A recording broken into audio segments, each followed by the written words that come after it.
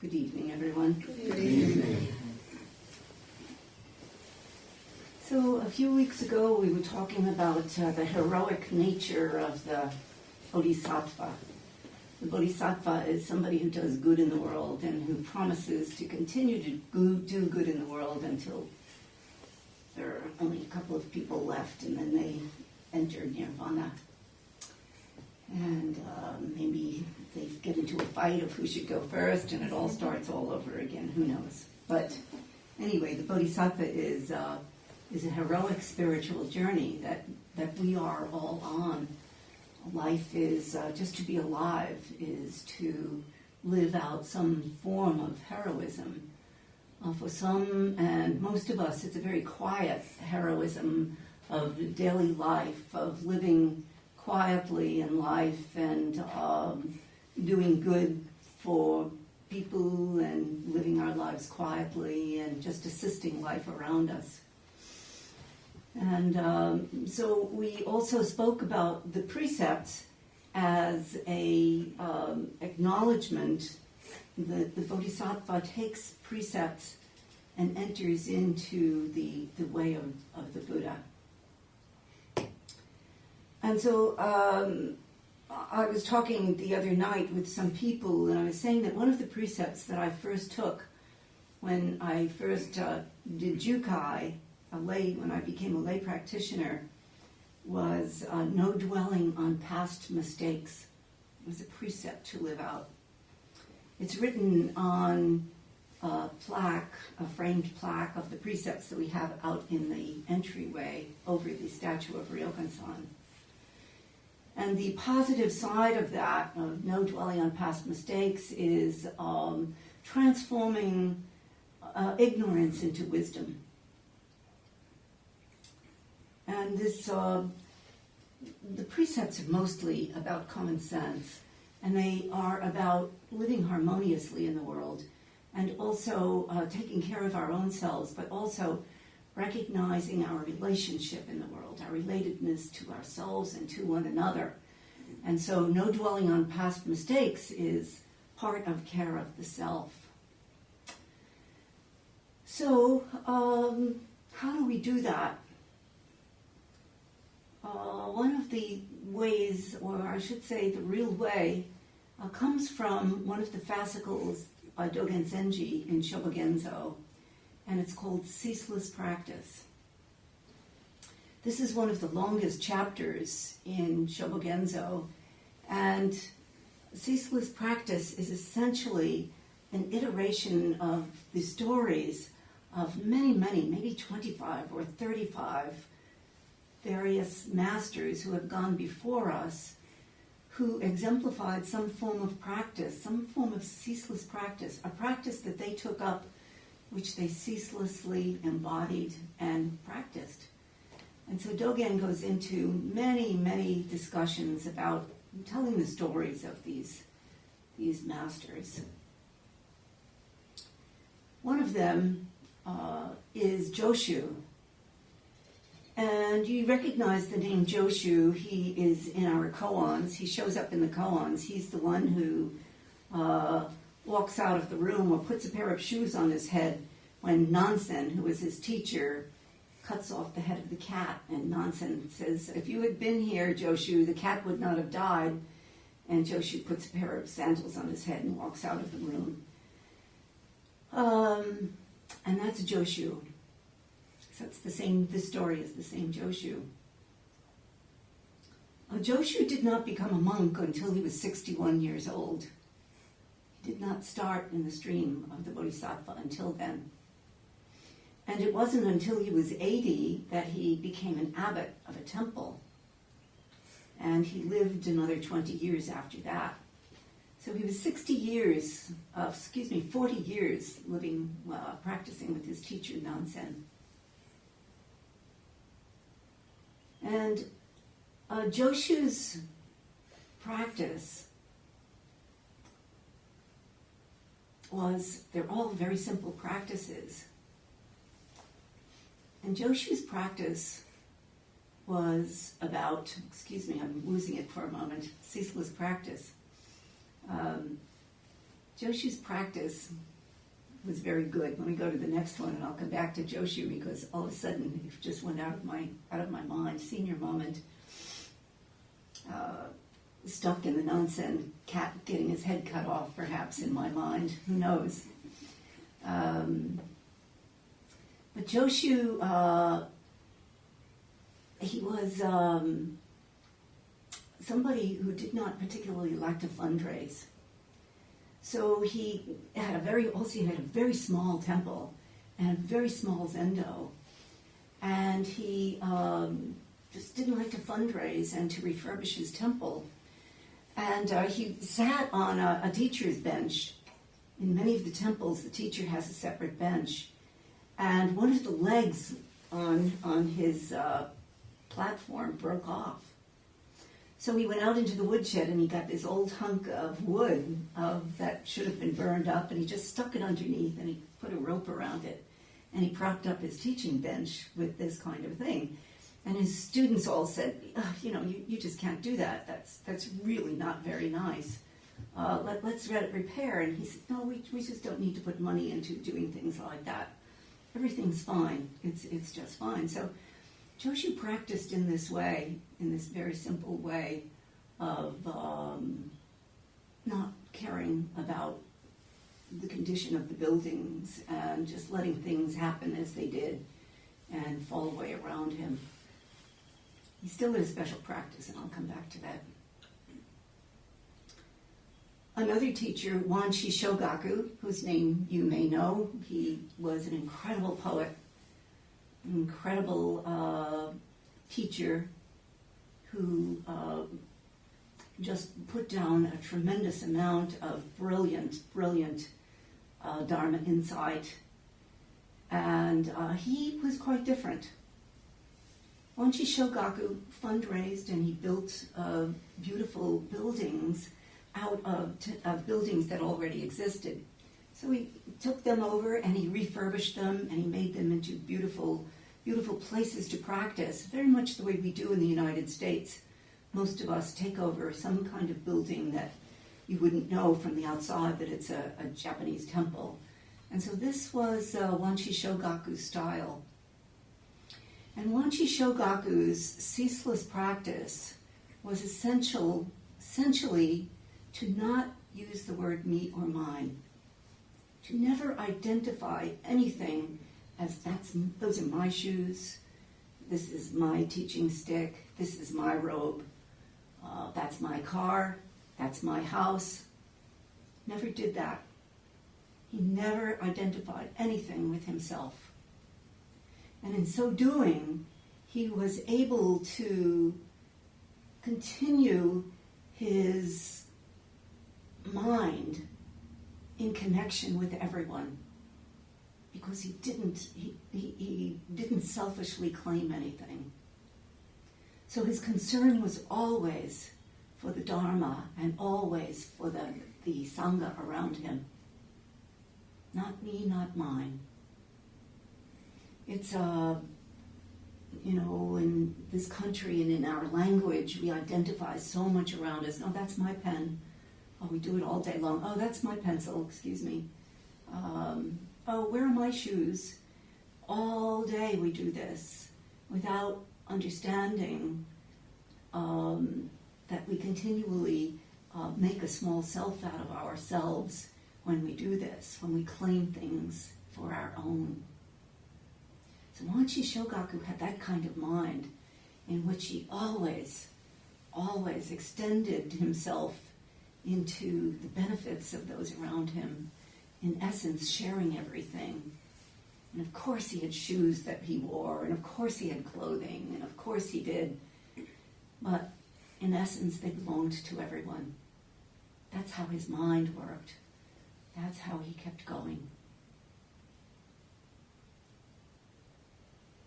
Another teacher, Daiji, his practice was about action. And he said, 1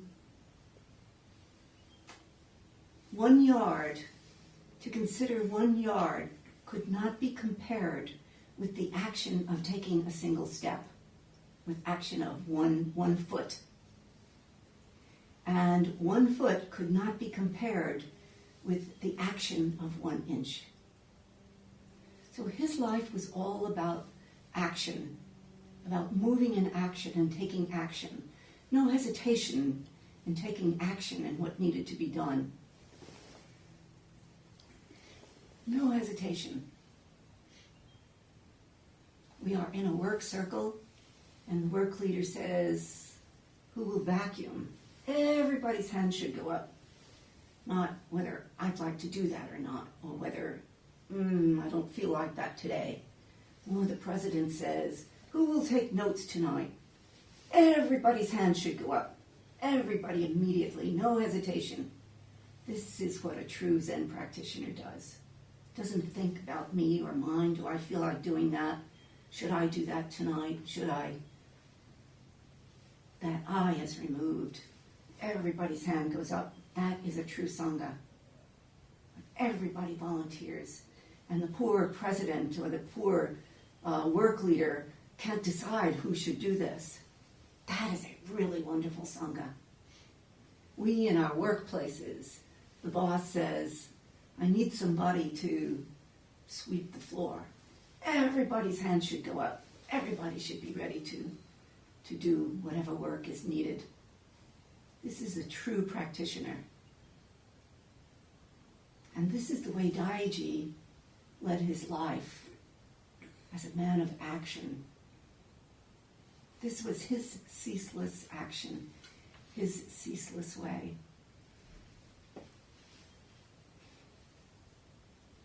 Well, I thought by now I would have gotten Joshu, but I still don't quite have Joshu. Maybe it'll come to me. Joshu had such a big life, and so we know him under so many guises. But the point that Dogen Zenji is making in this chapter in Ceaseless Action is not when he talks about practice as being, okay, you must get up at 5:30 every morning, and then you must get onto the cushion at 6:15, and then you must sit for 40 minutes, and then you must chant, and then you must do this and prescribe the day in that way. That is not what he is talking about at all. He is talking about something much more subtle and much more expressive of each one's life. Dogen Zenji is saying to us, what is your practice? What do you know about yourself that tells you that you have this secret practice that you have taken into yourself, that you know that you do, and that stands for the integrity of your spiritual life? Like Daiji saying, that is my practice. I don't have to tell anybody that that's what I'm going to do. It says, I will take action. And Wanshi Shogaku, he didn't have to tell anybody that me or mine. He just quietly practiced that, taking that up as his ceaseless practice. That was his way. We never have to tell anybody what that is, but we should know what our practice is. And maybe for most of us, we haven't even considered that we have something that stabilizes our spiritual life, that is expressive of our spiritual dynamic, that we know that we do, and that we have taken as our ceaseless practice.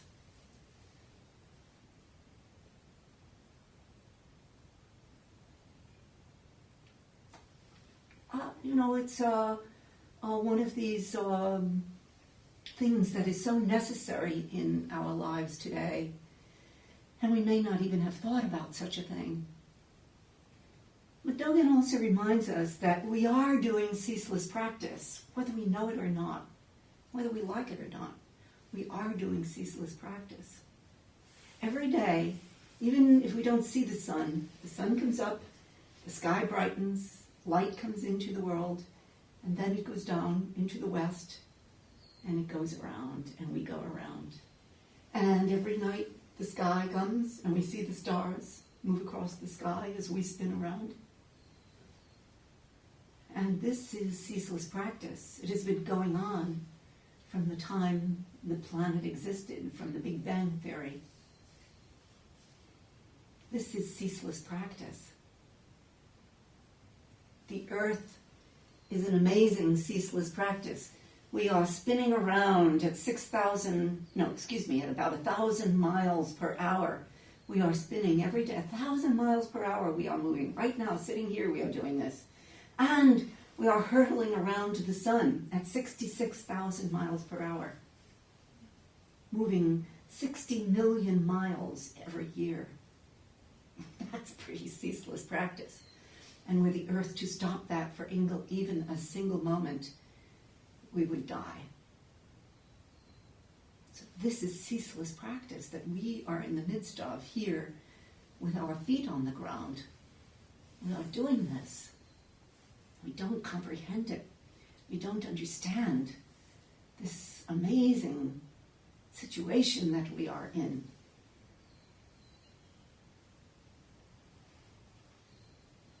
And Dogen goes on and on and on with, I don't know how many stories, 35, maybe 50 stories. It's the longest chapter, as I say, and some of them are, a little paragraph, and some of them are a page and a half or something like that. Stories about what the masters did. So what is your practice?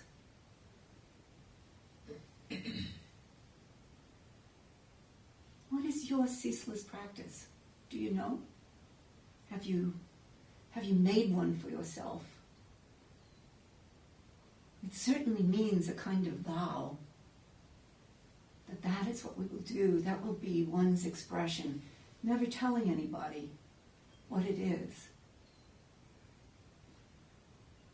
But it's restorative of the heart mind, of the soul, of one's personal spiritual integrity. And we have hardly been at a time when we are being called on to focus so deeply on ceaseless practice for the sake of our nation and the world. For all nations depend upon our holding our practice together and knowing that we can stabilize our own lives no matter what kind of garbage is shoveled around at us, no matter what kind of garbage appears. We are stable in our place of practice. We have our ceaseless practice. Now I got Joshu. So Joshu said that if you never ever leave the temple, and even if you never speak a word for 10 years, even so you cannot be called a mute.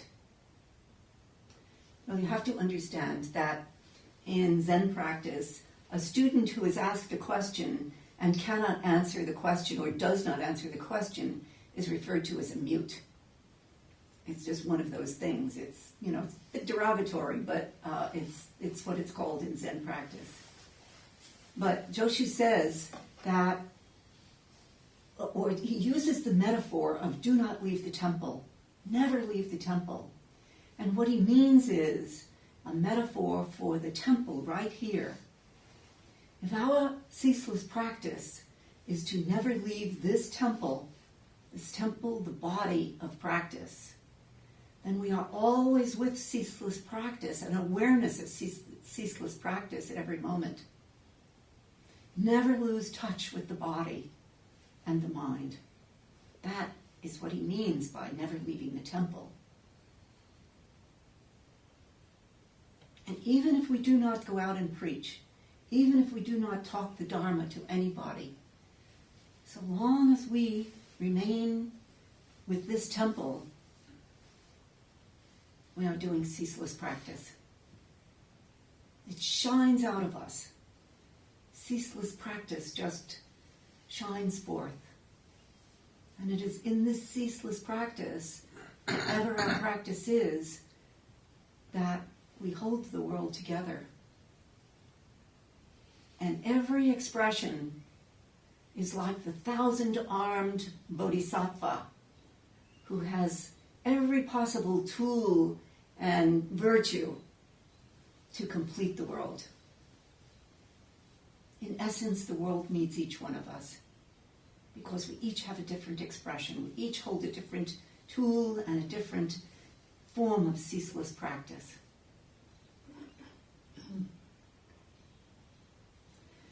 So that is what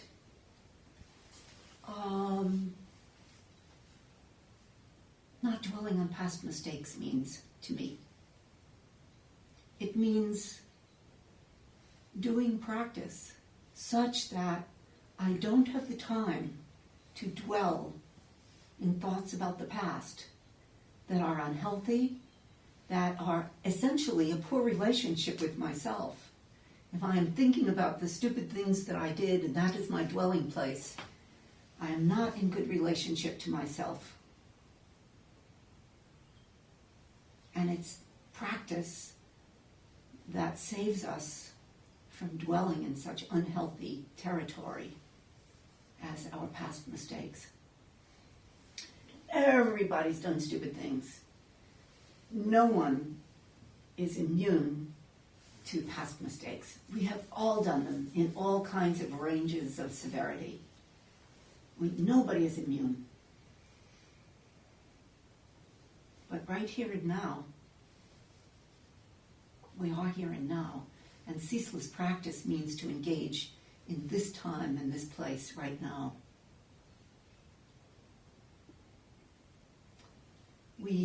Time is, of course, such a powerful thing. And if we think about the world spinning around at 6,000 miles per hour, spinning around,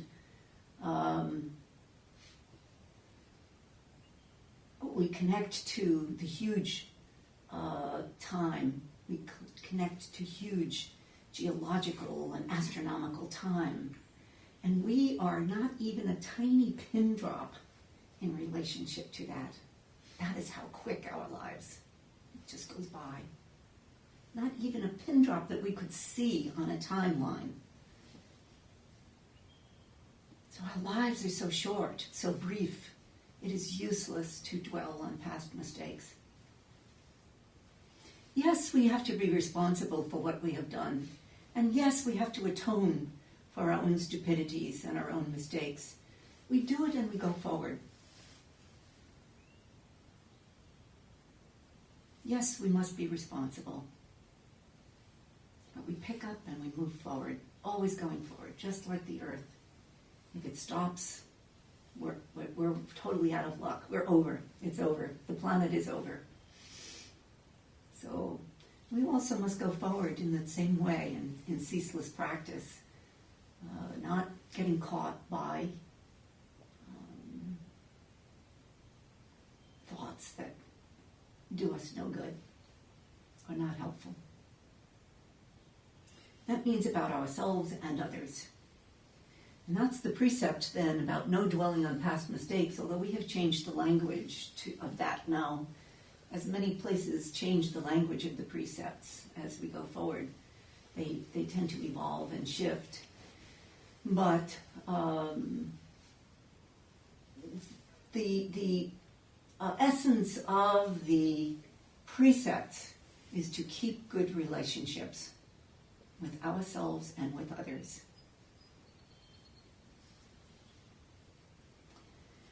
So, I'm glad I've managed to swing around to Joshu again and get his important teaching. But you can see, and I've only given you 3 short stories and 3 brief practices, you can see that each one manifested in a very different way.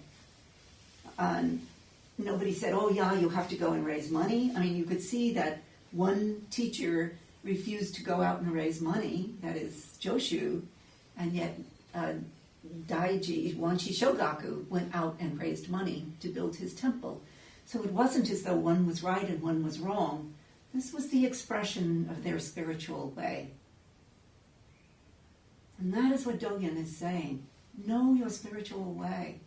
Find it. Stand on it. It will restore you. It is in our practice that we are restored. practice protects us from foolishness. It is the transformation of ignorance into wisdom. That is what practice is. So maybe you have something, question about this, about ceaseless practice or something, whatever.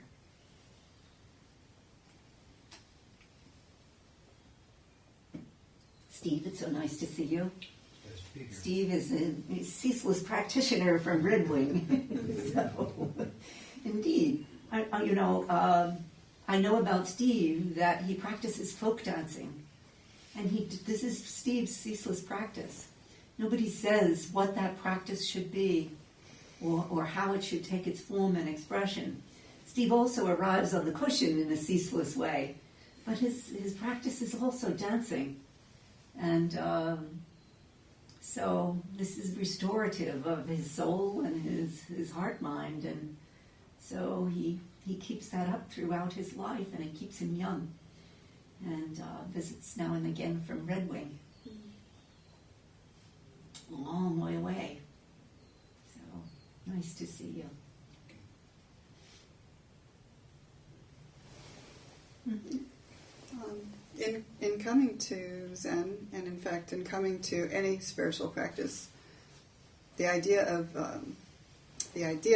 ceaseless practice has always been important to me. That's something that is so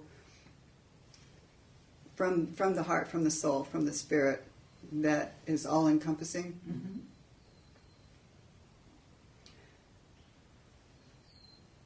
But it's wonderful to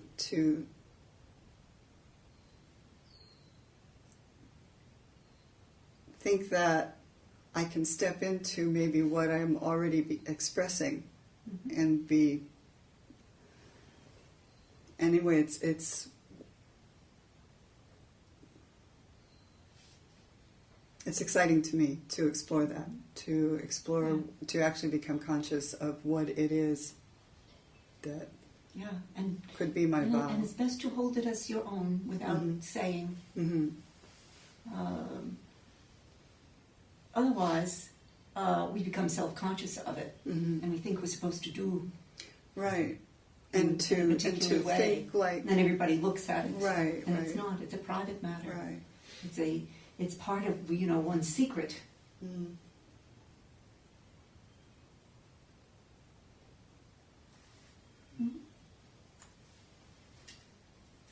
My ceaseless practice would be... Don't tell us, please. Okay. It's very broad. It's nothing specific. That's very good.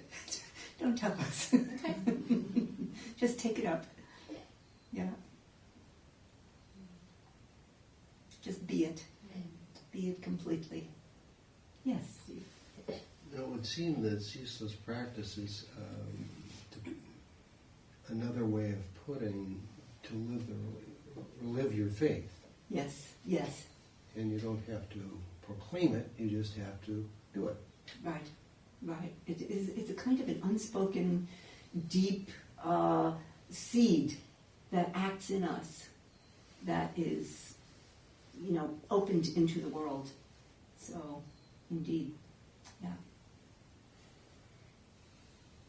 Somewhere in that chapter also, Dogen talks to some teacher, or maybe it's Dogen speaking, who says that, ceaseless practice is to be just as you are, which is what you also are saying. Just be as you are.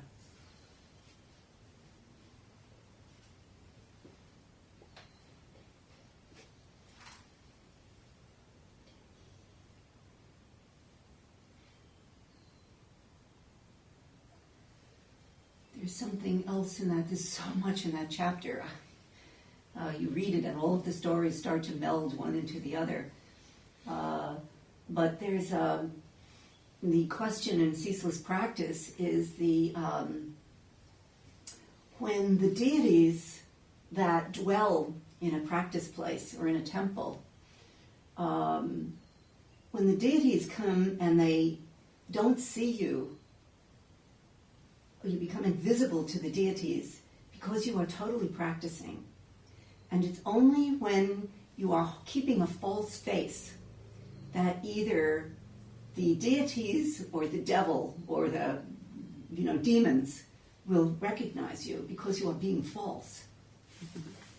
But when you are truly, truly just being yourself and pure and just practicing going forward, then the deities can't find you and the demons can't find you. So it's most interesting. Yeah.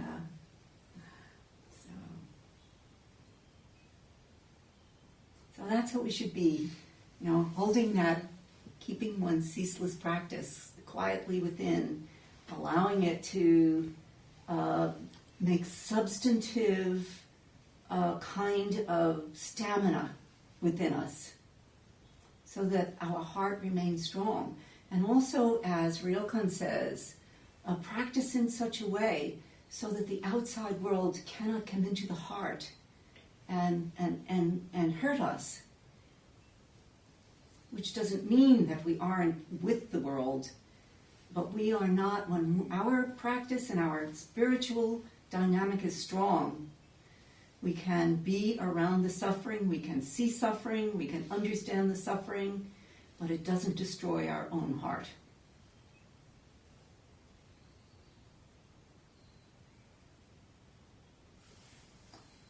Yes. I've always thought in terms, not always, last decade or two maybe, in terms of living my passion. Yeah. And it's what I encourage other people to do. Yes. And that, it seems to be similar but not the same. No, I think it's the same. Think so? I mean, your passion is your soul. Yeah. Yeah, it's the same. To me, it's the same. Passion, to me, has got fire. Ceaseless practice, there is a feeling of groundedness and stableness with it. And Well, don't you think that It's it a- inspires a fire of aliveness? very much. Yeah. So to me, they're very similar. I mean, maybe not exactly. Maybe they are nuanced a bit. Yeah. But I mean, I would freely talk about passion in that same way. I'm just not using that word now because Dogen doesn't use that, and I mostly spoke in reference to Dogen tonight. But to me, passion is a really important way to live. So I would agree with you, but a little nuanced. The nuance, yeah. Yeah, yeah. Yeah, but I think that's what I'm struggling right now. Yeah, but, I'm not saying that one has to be a Zen practitioner in order to live this way. You could live passionately, whatever that expression is, and that, to me, would be the same ceaseless practice. It has to be done. It has to be something that has to be done, however, or lived and acted. That passion. But, yeah. Yeah.